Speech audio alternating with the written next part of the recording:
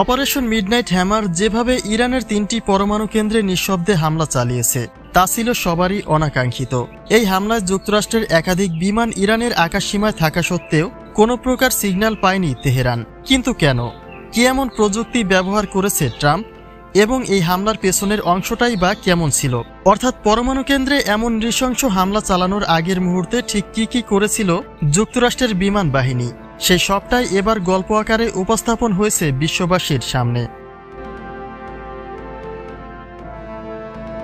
ইরানে যুক্তরাষ্ট্রের হামলার 24 ঘণ্টা পরই একের পর এক চাঞ্চল্যকর তথ্য প্রকাশ করেছে পেন্টাগন।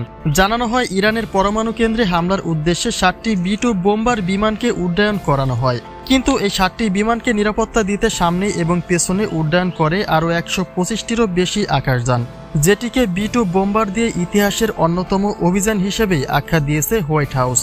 টানা 18 ঘণ্টা উড্ডয়নের পরে ইরানে নিঃশব্দে হামলা চালায় যুক্তরাষ্ট্র। কিন্তু বাকি 125টি আকাশযান ইরানের আকাশে প্রবেশের আগেই B-2 বোম্বারে যথেষ্ট পরিমাণে ফুয়েল প্রদান করে নিজ গন্তব্যে ফিরে যায়। সুতরাং তাদের এই হামলা যে অত্যন্ত সূক্ষ্মভাবে পরিকল্পনা করা হয়েছিল তা একেবারে নিশ্চিত বিশ্ববাসী। এখন প্রশ্ন হচ্ছে, এতটা উন্নত মানের রাডার ব্যবস্থা থাকা সত্ত্বেও যুক্তরাষ্ট্র কিভাবে সকল আকাশ প্রতিরক্ষা ব্যবস্থা ফাঁকি দিয়ে ইরানের পরমাণু কেন্দ্রে সফল হামলা করল? মূলত আকাশ প্রতিরক্ষা ব্যবস্থার দিকে লক্ষ্য করেই স্পেশাল যুদ্ধ বিমান তৈরি করেছে যুক্তরাষ্ট্র। এই বিমান তৈরির সময় তাদের মূল উদ্দেশ্যই ছিল প্রতিপক্ষের রাডার ফাঁকি দেওয়া। তারা এই বিমানের প্রতিটি অংশে এমন কিছু আবরণ ব্যবহার করেছেন যা রাডারের সিগন্যালকে অতি সহজেই ফাঁকি দিতে পারে। আর সেই ফায়দা নিয়ে ইরানের হৃৎপিণ্ডে নিখুঁত হামলা চালিয়েছে যুক্তরাষ্ট্র।